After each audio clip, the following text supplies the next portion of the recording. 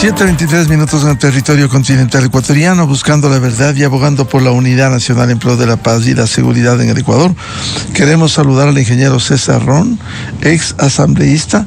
Lo hemos invitado para hablar algo que de manera recurrente hablamos en el pasado, ir a una constituyente. Ahora está el dictamen favorable de la Corte Constitucional, está en camino su organización en el Consejo Nacional Electoral.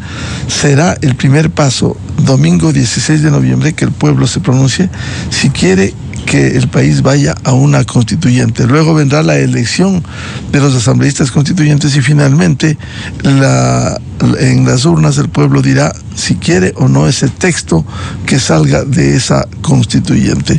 ¿Cómo ve este panorama, ingeniero César Ron? Buen día. Estar con usted esta mañana. Un saludo a la distancia desde Guayaquil, tierra caliente, a todos los ecuatorianos que nos escuchan. Ya los pasos se han dado. Finalmente la Corte Constitucional ha emitido un dictamen favorable para ir a una consulta popular, para preguntarle al pueblo ecuatoriano si quiere o no quiere una asamblea constituyente para hacer una nueva constitución. Así es que este proceso está inmerso, estamos caminando hacia allá. Ya se ha marcado fecha el 16 de noviembre de este año. Así es que es una realidad, Miguel. El Ecuador va a votar si quiere o no quiere una nueva constitución. Así es que en eso tenemos que trabajar.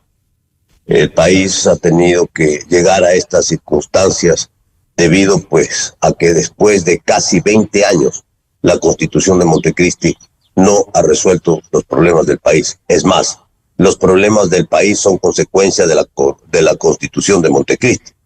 Una constitución llena de derechos, donde todo el mundo tiene derechos pero no tiene obligaciones. Y principalmente hemos visto en estos últimos años que los derechos son de los bandidos y no de los ciudadanos, donde los bandidos entran por un lado y salen por otra puerta en la cárcel, ¿no? Y los juzgados y delante de los jueces, ¿no? Y van y colocan acciones de protección y son amparados por la justicia. Mientras tanto, pues, los soldados y los militares van a la cárcel. Así es que así estamos en el Ecuador, patas arriba. Por eso es necesario reinstitucionalizar el país, regresar a los 3 poderes fundamentales, ejecutivo, legislativo y judicial, que es la tradición democrática del mundo. Esta novelería de la Constitución de Montecristi, que generó los 5 poderes, hemos visto que para lo único que ha servido ha sido para que se manipule las autoridades de control, se manipule todas las situaciones respecto al control en el país y a la justicia, y nada de esto funcione. Así es que ese Consejo de Participación Ciudadana y Control Social tiene que desaparecer, al igual que el Consejo de la Judicatura. El Ecuador necesita reordenarse y buscar nuevos rumbos que le permitan salir adelante como país, como nación, con esperanza para todos los ecuatorianos. Ingeniero César Ron, cuéntenos, usted fue asambleísta constituyente en Montecristi 2007-2008. ¿Qué debiera cambiar? De pasarse este primer filtro, que el pueblo diga sí a la constituyente, ¿cómo debiera elegirse? Porque hay experiencias. Recuerdo esta semana le preguntábamos al economista Pablo Lucio Paredes, que también fue constituyente. Virtualmente allí ya van, como fueron en Montecristi, ya con un sesgo político ideológico, a aprobar un texto constitucional que ha sido nefasto para el país. Desde su experiencia, ¿qué debiera ocurrir de llegarse a esta nueva constituyente? Miguel, usted ha tocado un punto que es fundamental. En Montecristi todo estaba preparado, todo estaba preconcebido, todo estaba preestablecido. Y así fue pues como nos llevaron, incluso el día de la aprobación de los textos constitucionales, a cambiar los textos constitucionales. Situación que tanto el asambleísta Leonardo Viteri y César Ron presentamos una denuncia a la Fiscalía por falsedad ideológica, y ahí quedó, porque claro, estaba el gobierno del correísmo, nunca iba a avanzar un proceso en Fiscalía donde se demostraba pues con documentos cómo se cambiaron los textos de la Constitución. Así es que desde ahí empiezan los problemas de esta Constitución. Así es que lo primero que necesitamos es elegir asambleístas constituyentes que tengan, primero, una hoja de vida limpia. Esto es fundamental. Una hoja de vida limpia. Y segundo, que tengan experiencia. Esto no puede caer en esto que ha ocurrido ahora, que el estatuto que se aprueba es en base a lo mismo que dice la Constitución. Claro, entiendo al gobierno nacional que para que no sea bloqueado o llamado la atención o negado por parte de la Corte Constitucional, prácticamente han copiado que los requisitos para ser asambleístas son los mismos, para ser constituyente, son los mismos que para ser asambleísta el día de hoy. 18 años de edad, tener como ser elegido, no tener ningún impedimento legal, y eso es todo. ¿Y dónde está la experiencia, Miguel? Esto creo que es fundamental si queremos hacer una buena constitución, porque hemos visto hoy, en el periodo que decurre de la Asamblea Nacional, de la actual Asamblea Nacional, que hay jóvenes menores de 30 años, varios, que su primer trabajo es de ser asambleísta. Y entonces, en estas condiciones, que vamos a hacer una nueva constitución, que se requiere hacer buenos textos, que se necesita claridad absoluta de las leyes, para que no ocurra lo que ha pasado en esta constitución, la segunda constitución más extensa del mundo. Una constitución en el que en un artículo le dan un derecho y en otro artículo le niegan el derecho. Y en un tercer artículo le dan lugar a la interpretación. Eso no puede ocurrir. La norma constitucional tiene que ser perfectamente clara para que sea aplicada, sin discusión, sin dilación, sin interpretación. Esta es la norma, aplíquese la ley. Y la constitución tiene que ser una constitución muy corta. Hay constituciones en América, por ejemplo, si mal no recuerdo, la constitución chilena tiene 120 artículos. 120 artículos. Igual la uruguaya, es pequeña la uruguaya. 444 artículos, Miguel.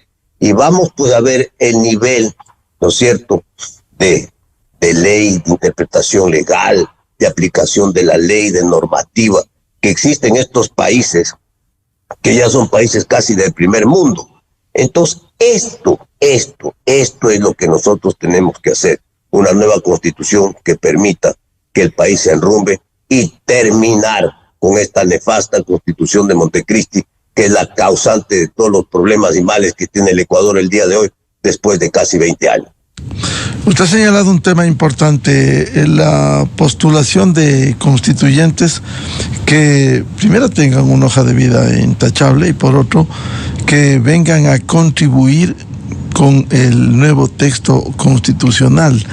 ¿Por qué, por lo menos en esta ocasión, haya sensibilidad, que haya patriotismo, haya generosidad de las organizaciones políticas, en lugar de poner con el derecho que él asiste, porque no hay requisitos mayores, que tenga 18 años, que como en la Asamblea Nacional hoy van a hacer crucigramas o a dibujar, se pueda patrocinar a prestantes ecuatorianos con experiencia que sin el cobijo de un partido político, aunque auspiciado para llegar a la constituyente, puedan ir a legislar y a expedir la nueva constitución, sin el direccionamiento de los caciques que impongan, como en Montecristi, a los alzamanos, recuerdo, de 100 asambleístas. Así es, Miguel. Esa es una responsabilidad, no es un pedido. Es una responsabilidad con el país de las organizaciones políticas, porque a quién corresponde dirigir este proceso, orientar este proceso, a la prensa, a la opinión pública y a las organizaciones políticas. Tenemos que reenrumbar al Ecuador y por lo tanto, pues en las listas tienen que ir los mejores hombres y mujeres del país. Entonces, para que el pueblo ecuatoriano pueda escoger la lista que más le guste, porque ahora se vota por listas, ya no se puede escoger entre listas, Miguel. Todas estas cosas son bien importantes, lo que estamos hablando, no son cosas menores. Entonces, los asambleístas constituyentes ya deben encabezar las listas los mejores hombres y mujeres del país. Y esa es una responsabilidad de las organizaciones políticas. No pueden presentar para ir a una asamblea constituyente a redactar una nueva constitución, una lista de bailarines, por ejemplo. No tengo nada contra las bailarinas, ni quiero ser peyorativo de ninguna naturaleza, simplemente tener un pequeño ejemplo, ¿no es cierto?, de lo que se necesita en el país, de lo que se tiene que hacer y de lo que no se tiene que hacer. Entonces, Miguel, no es pedir a las organizaciones políticas, las organizaciones políticas tienen que ser responsables con el Ecuador y tienen que presentar listas serias con los mejores hombres y mujeres, no como hemos visto todos estos años en la Asamblea Nacional, donde muchos de los candidatos se los ponen en las listas y son elegidos diputados. ¿Por qué? Para buscar inmunidad parlamentaria de la vida o de los problemas que han tenido. Así es que eso no puede volver a suceder ahora en esta elección tan importante donde nos jugamos. Yo creo que ahora sí nos jugamos el futuro del Ecuador. De la experiencia de Montecristi, cómo lograr que se construya una nueva constitución y no se imponga, como se denunció en su momento, con asesoría de españoles y con una constitución casi copiada de Venezuela, en donde ahí están los resultados: una constitución chavista, una dictadura que va 26 años en el poder, con 5 funciones del Estado, que le tiene sumido a ese país en la peor crisis de su historia. Mire, Miguel, usted está tocando un tema que es fundamental. Esta constitución la tenemos que descartar, la de Montecristi.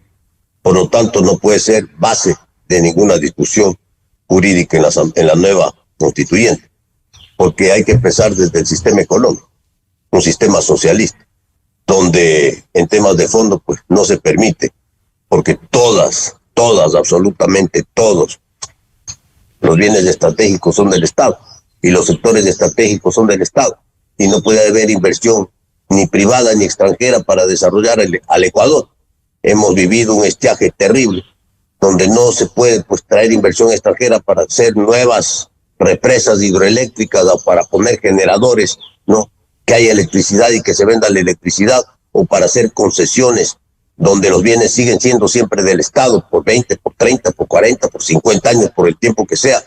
Pero la inversión, el riesgo, el capital de riesgo lo ponen los privados para que se pueda desarrollar en un país donde no hay plata, donde no hay recursos, porque en la Constitución de Montecristi todo se orientó a que todo lo tiene que hacer el Estado, en ese modelo de gratuidad que tiene acabado al país, porque nada funciona, porque no funciona la salud, porque no funciona la seguridad social, porque no funcionan los servicios, no funciona la seguridad del Estado. Entonces, estas cosas que las estamos viviendo son las que se tienen que cambiar. Ahora bien, de manera práctica, tenemos que hacer una nueva constitución en 6 meses. ¿Qué armazón utilizamos? ¿Qué estructura utilizamos para poder tener un término de referencia para poder avanzar en una nueva constitución? Yo diría que ese término de referencia tiene que ser la Constitución del 98, que es la última constitución que se aprobó en otra asamblea constituyente. Y a partir de aquello se va haciendo las reformas que se necesitan y se va introduciendo todos los temas que se requieren para modernizar el país. Por ejemplo, si se elimina el Consejo de Participación Ciudadana y Control Social, ¿quién tiene que elegir a las autoridades de control? Sería, ya no hablemos de la Asamblea, este es otro que tenemos que cambiar, el Congreso de la República. Si sigue siendo unicameral, como ha sido en estos últimos 40 años, entonces resulta que va a pasar lo que pasó hace 20 años, que se ponían de acuerdo los partidos políticos y seguían nombrando a sus amigos contralor, fiscal, etc. Eso tiene que terminarse. Y por lo tanto, pues tenemos que regresar a la bicameralidad, que ha sido la tradición democrática del Ecuador, porque 19 constituciones hemos hecho, 13 de las 19 son bicamerales. La tradición democrática del Ecuador es la bicameralidad y solo 6 son unicamerales. Y entonces tenemos que regresar a la bicameralidad para que exista dentro de esta institución, que del Congreso de la República, el control político cruzado entre la Cámara Baja y la Cámara Alta. Sigo con el ejemplo de las autoridades de control. Vienen las ternas para nombrar fiscal, contralor, etcétera, a la Cámara Baja. La Cámara Baja propone esta nominación que viene del Ejecutivo, de donde tengan que venir las ternas, propone y la Cámara Alta designa. Si la Cámara Alta no está de acuerdo con esas ternas, devuelve para que se pongan mejores elementos para ocupar estas funciones. Igual con las leyes, Miguel. Aquí han salido leyes que dan miedo, porque no hay un filtro para las leyes. Entonces, si la Cámara Baja aprueba una ley, pasa a la Cámara Alta, esta ley tiene que ser revisada, incluso corregida la redacción, porque muchas leyes salen con errores hasta de ortografía. Es terrible lo que ha pasado en el país. Esto que parecería menor, no es menor, pues esto es enrumbar al Ecuador, esto es darle orden al país, esto es buscar una salida democrática e institucional para que el Ecuador funcione. Ahora, a propósito de los hechos que de nuevo está viviendo el país con el uso del derecho a la resistencia, artículo 98, ¿cuál fue el concepto que se aprobó? Porque este país de derechos y no de obligaciones, de responsabilidades, se sustentan en este artículo 98 que dice: los individuos y los colectivos podrán ejercer el derecho a la resistencia frente a acciones u omisiones del poder público o de las personas naturales o jurídicas no estatales que vulneren o puedan vulnerar sus derechos constitucionales y demandar el reconocimiento de nuevos derechos. ¿Y dónde están las obligaciones? No se podía poner o no se puede poner al menos un condicionamiento. Si hay actos vandálicos, si hay actos terroristas, ¿funciona el derecho a la resistencia como dice la Constitución? Pero mire, Miguel, lo que estamos viviendo ahora. No me voy a referir al 19 ni al 22, ahora, en el 2025. La marcha pacífica, que de pacífica no tiene nada. Mire usted, lo que hemos visto, porque ahora todo se ve en televisión. Una bazuca casera, que de casera no tiene nada. Porque esa bazuca, que es un tubo, que le han tenido que llevar a algún taller para que algún tornero le tornee el hueco, y a un soldador para que le ponga todos los aditamentos. Entonces es construida, es fabricada. A esta bazuca le meten el cohete, el volador, que tiene harta pólvora, lo disparan por el otro lado calentándolo y sale una bala que vuela 100, 150 kilómetros. Hemos visto que casi le pega a un helicóptero el otro día. Si le llega a pegar al helicóptero, en la cola del helicóptero, en el rotor, se cae el helicóptero y se mueren todos los que están adentro. Entonces lo que han fabricado son unas armas, ¿no es cierto? Poderosas armas, ¿no es cierto?, para matar a la policía y a los militares, para hacer daño al Estado ecuatoriano. Entonces, ¿qué tiene de pacífico? Eso es terrorismo, porque cuando se lanza un arma de esta naturaleza para volarse un helicóptero, lo que se quiere es generar actos de mayor violencia en un país que busca la paz. Pero yo no he escuchado en estas protestas a ningún dirigente pedir pues una mesa de diálogo, sentarse a conversar, buscar un acuerdo. Pide la derogatoria del decreto que termina con los subsidios de los combustibles, que son más o menos 2.500 millones de dólares al año. Plata que se necesita en el Ecuador para eso que reclaman los sectores sociales, para hacer la carretera, para hacer la escuela, para comprar el tractor, para ayudar a desarrollar a las comunidades indígenas, en este caso en la sierra, en el oriente y en la costa ecuatoriana. Esto se hace con plata, Miguel.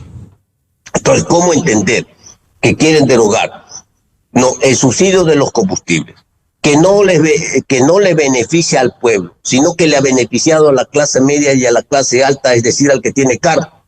Porque usted y yo, que tenemos una camioneta diésel, ahora pues nos toca pagar por el misma llenada de tanques, llenaba con $20, ahora se llena con $30. Bueno, pagamos los $10, no pasa nada. Pero el pueblo llano anda en bus, pues anda en colectivo, paga pasaje y el pasaje no se ha subido porque se han buscado compensaciones con los transportistas. Entonces el pueblo llano no tiene pues este subsidio que ha sido para otro lado, y ahí están totalmente equivocados.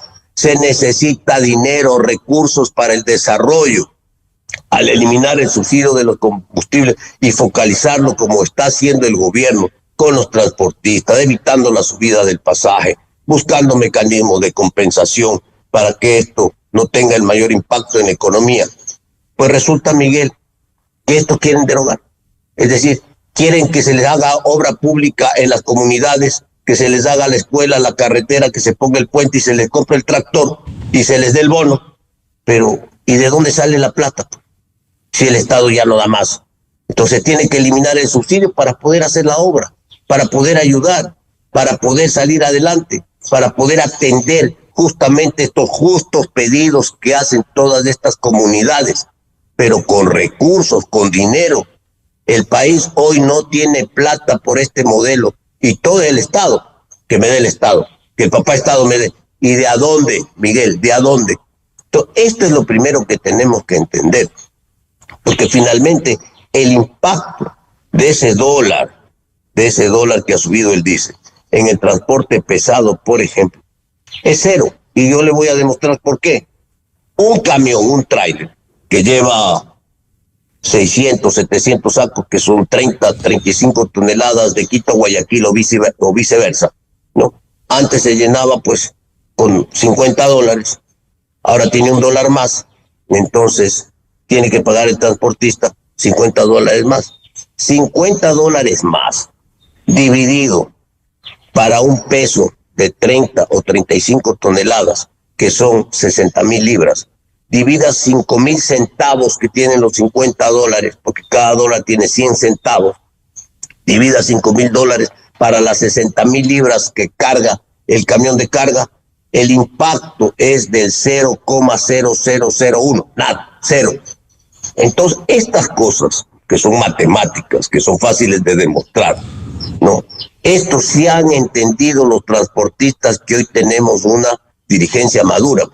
Entonces, ¿qué han pedido? La compensación para la chatarrización, créditos a bajo interés de un dígito para comprar y renovar las unidades, para trabajar mejor, para gastar menos combustible, para ser más eficientes, para no contaminar. ¿Qué más? Libre importación de insumos que necesitan para su trabajo, como son las llantas, que se les viene dando desde hace mucho tiempo atrás. Entonces, esta es la manera de construir, no cerrando vías, no afectando a los negocios, no quitándole la producción agrícola a sus propios, y cogiendo los costales de papas y tirándolos a un barranco. Estas barbaridades que hemos visto, Miguel, esto se tiene que terminar en el Ecuador, porque al primero que están afectando es a su propia gente. Ya no se puede volver a parar el país.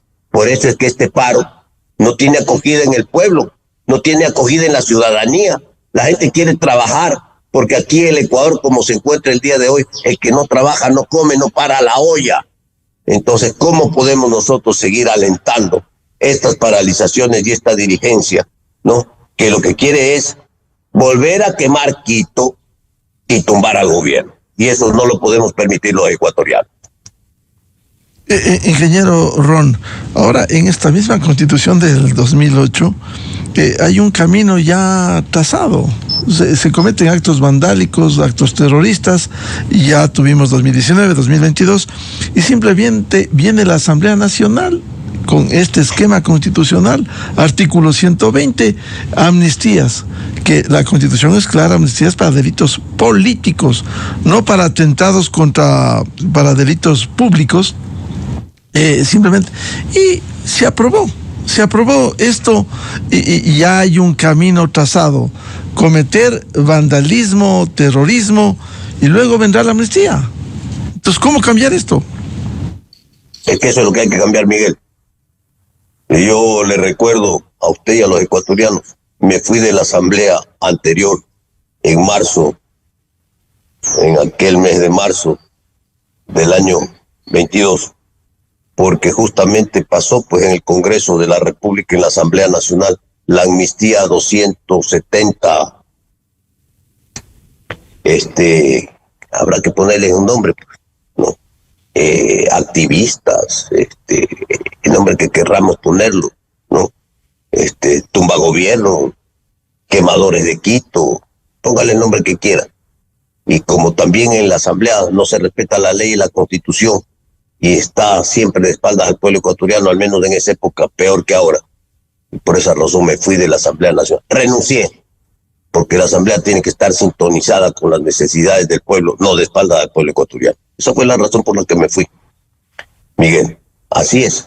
Entonces, claro, como la Constitución está vigente todavía, ¿no? Si es que hay una mayoría, no dude pues que estarán pensando en ver la manera de conseguir votos para darle otra vez amnistía a todos los que quieren pues tumbar, quemar. Ya quemaron por el cuartel de policía de Otavalos, ¿no es cierto? Y quemaron varios carros de policías, de gente del pueblo, que va a servir, que va a cumplir con su trabajo. Les quemaron el carro, que con tanto esfuerzo esta gente lo compró.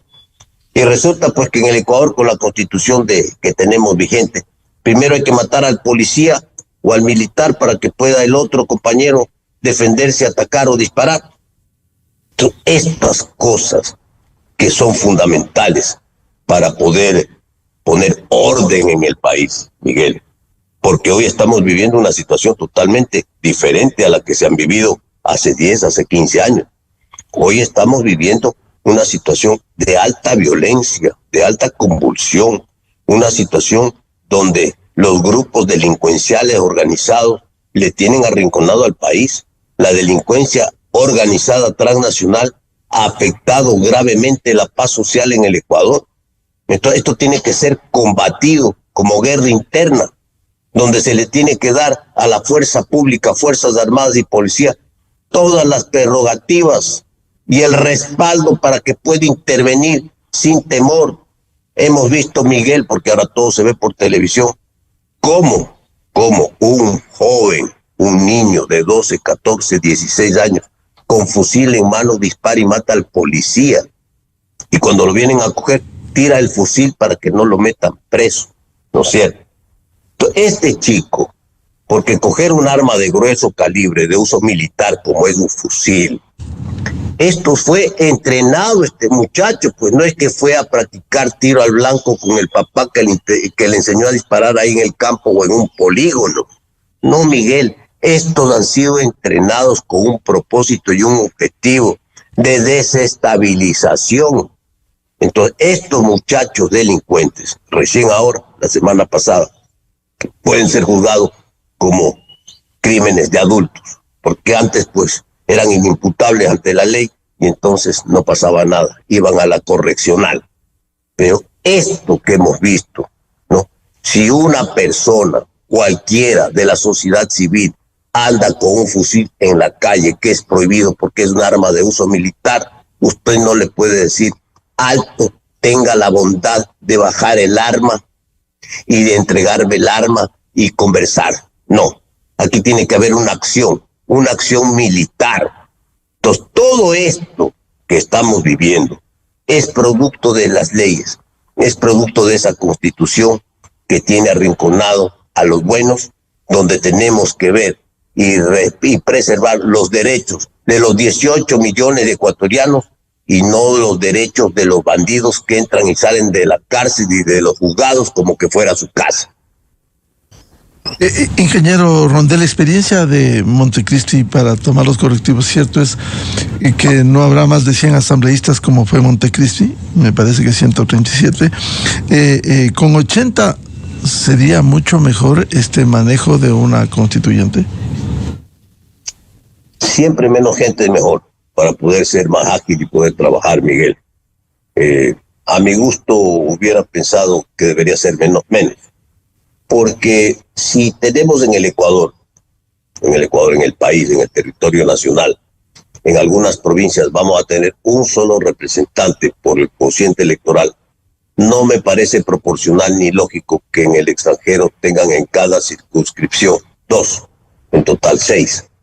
Entonces me parece que ahí se nos ha ido un poquito la mano.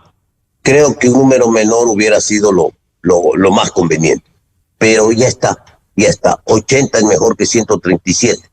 Y en la nueva constituyente, en la nueva constitución, se tiene que pensar en tener una cámara baja de 51 y una cámara alta de 24, o por ahí. Y eso es todo. Eso es todo y eso es lo que se tiene que elegir siempre en el Ecuador, por sécula seculor. Entonces, estos son los cambios, estas son las reformas que tenemos que hacer, porque no podemos pues pasar de la noche a la mañana, como hemos pasado ahora, a una asamblea de 137. ¿no? O de 135, que cuesta mucho al Estado, que es poca eficiencia, que es mucha gente y que no se resuelven los problemas. Así es que bueno, ya están dadas las condiciones, 180 es mejor que 137, pero sí pudo haber sido un poco menos todavía, Miguel. Bueno, ya están los 8, está la convocatoria. Ahora, ¿cómo dar un mejor manejo a estos constituyentes con gente competente que tiene que elegir? El país tiene que ser un gran censor para ver qué candidatos se ponen, y con todo el respeto y consideración a un muy buen futbolista, a una bailarina, que no se ponga eso. De las experiencias, y eso vivió César Ron, por ejemplo, y esto lo dijimos en su momento al presidente entonces, pusieron en el tema de seguridad social los fondos provisionales, cuando eran fondos previsionales. Ni siquiera entendían la problemática, en este caso de la seguridad social. Fue una barbaridad lo que hicieron, ingeniero Ron. Claro, hicieron a las bravas, pues, Miguel. Hicieron a las bravas, pues lo único que tenían que hacer es levantar la mano y aprobar lo que sea. Y entonces ahí la E o la O daba lo mismo, ¿no? Pero no da lo mismo. Entonces aquí son temas ahora que tenemos que trabajar muy bien. Y ahí viene la responsabilidad, yo insisto, la responsabilidad de los comunicadores sociales de comunicar y orientar esto de la mejor manera para que el Ecuador tenga éxito con esa nueva constituyente. Que los constituyentes, todas las organizaciones políticas, tengan un mínimo requisito para poner en su lista. ¿Y a qué me voy a referir con este mínimo? Que tengan al menos título de tercer nivel, a pesar de que el título muchas veces no importa, sino la experiencia de vida. La hoja de vida limpia es fundamental, una vida sin tacha, Miguel, esto es fundamental, ¿no?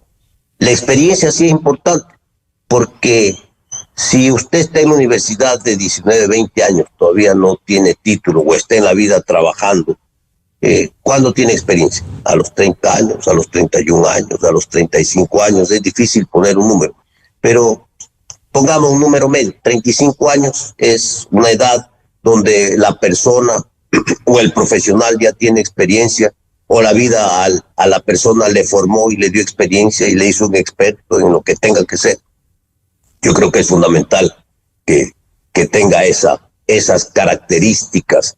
Y entonces, ¿no?, que venga de la academia, que sea jurista, que sea un jurista intachable también, porque también nos hemos encontrado, perdón, en estos años, nos hemos encontrado pues con juristas que han atropellado el derecho. Y entonces, ¿cómo premiar a un jurista que atropella el derecho para que vaya a una asamblea constituyente? Entonces, por ahí están las cosas. Sin duda, la organización política que ponga a los mejores hombres y mujeres, que tenga estas características y que oriente adecuadamente, créalo Miguel, ese será el que gana las elecciones, porque el pueblo ecuatoriano hoy sí tiene conciencia de lo que necesita y lo que se tiene que cambiar. El pueblo ecuatoriano tiene perfectamente identificado estos problemas que hemos analizado, importantes por encima algunos, porque no hemos podido analizar todos los temas, pero el pueblo ecuatoriano tiene pues perfectamente identificado que ese Consejo de Participación Ciudadana y Control Social no sirve para nada. Y entonces hoy estamos pues con una situación de ilegitimidad, porque los que están en el Consejo de Participación Ciudadana son los reemplazos, los alternos de los alternos de los alternos, que no llegaron ahí ni con el 3, 4, 5% de la votación. Los principales tenían 11, así es que tampoco es que estaban muy legitimados.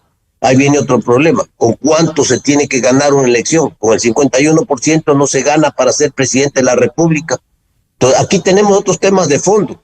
Claro, ahora con esa estructura de ese modelo político nefasto, con el 20-25% son alcaldes. No, con menos, el alcalde de Quito con 21. Entonces, con 21% estamos legitimando. No, tiene que tener una votación mayor. Entonces, mire usted, los representantes que tenemos que eligen ahora el Consejo de la Judicatura, totalmente deslegitimada, los suplentes de los suplentes que no tienen ni el 3% de votación. Entonces, estas cosas son las que se tienen que cambiar en el país. Esto no puede continuar, Miguel.